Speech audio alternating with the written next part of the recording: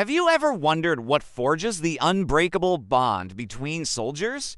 What turns a group of strangers into a unit that functions like a single organism, especially when facing life or death situations?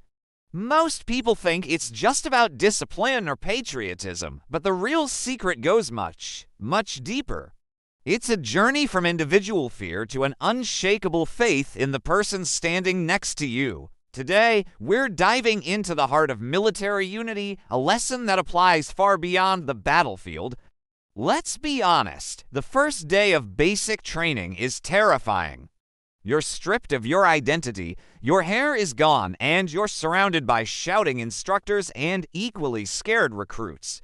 Fear is the dominant emotion. Fear of failure, fear of the unknown, fear of letting someone down. In this initial stage, you're not a team. You're just a collection of individuals, each trapped in their own bubble of anxiety. Your primary instinct is self-preservation.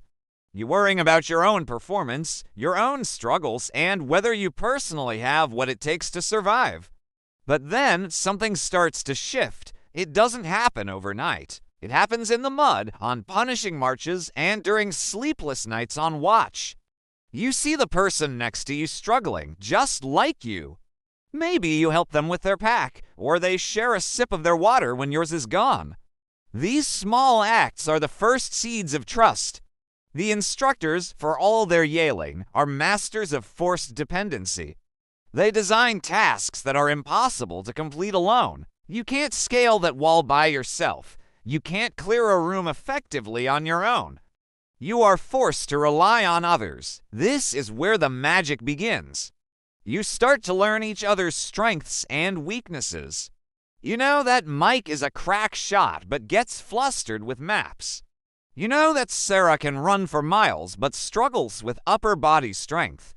And you learn to compensate for each other. You help Mike with navigation and you give Sarah a boost over the obstacle. Your focus begins to shift from me to we. The shared suffering creates a powerful bond.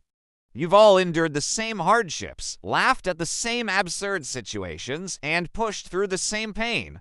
This shared experience becomes the bedrock of your relationship. It's a language that no one outside the group can fully understand. Slowly but surely, that initial fear transforms. It doesn't disappear entirely, but it changes. The fear for your own safety becomes a fear of letting your team down. This is a critical turning point. You stop worrying about whether you lines get hurt and start worrying about whether you lines be in the right place at the right time to protect your buddy. This is the birth of true faith. It's not a blind faith, it's an earned faith. It's built on hundreds of small, observable actions. It's knowing, without a doubt, that the person to your left and the person to your right have your back, just as you have theirs. Think about a high-stakes military operation. A fire team moving through a hostile urban environment. Every movement is a symphony of coordination. One person provides cover while another moves. They communicate with hand signals, a glance, a slight nod. They don't need to speak because they are operating on a level of trust that transcends words. Each soldier is an expert in their role, but they are also acutely aware of everyone else's. They anticipate each other's actions. This isn't just training. It's a living, breathing demonstration of collective faith. The individual has been subsumed by the team. The team's survival is paramount, and each member will do whatever it takes to ensure it. This level of unity is often called esprit de corps, a French term meaning the spirit of the group. It's a sense of pride and mutual loyalty shared by the members of a group. It's the feeling that you are part of something bigger and more important than yourself. This spirit is what allows soldiers to perform acts of incredible bravery. They're not just fighting for a flag or a country in that moment. They're fighting for their brothers and sisters in arms. They are fighting for the person whose life is as valuable to them as their own. So, how can we apply this profound lesson in our own lives?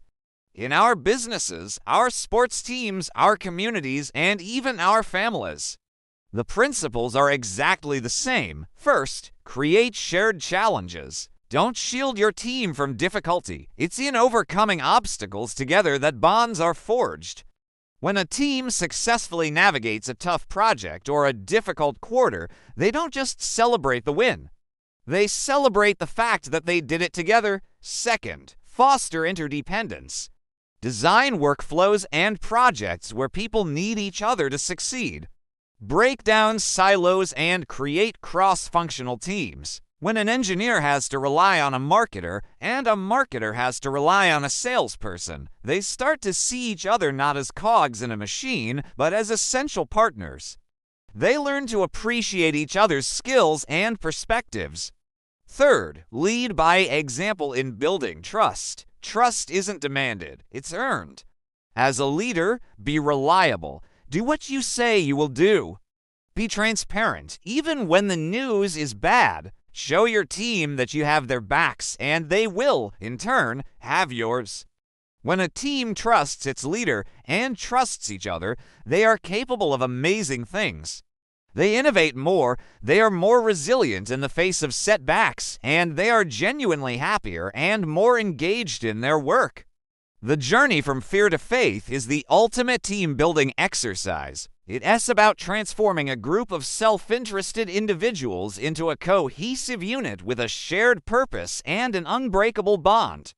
The military has perfected this process out of necessity, but its lessons are universal.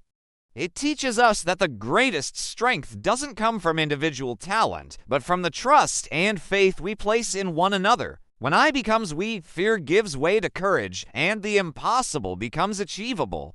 Thank you so much for watching. I hope this gave you a new perspective on what it truly means to be part of a team. If you found this video valuable, please hit that like button and consider subscribing for more content just like this. Let me know in the comments what Team Unity means to you. Stay safe, and I'll see you in the next one.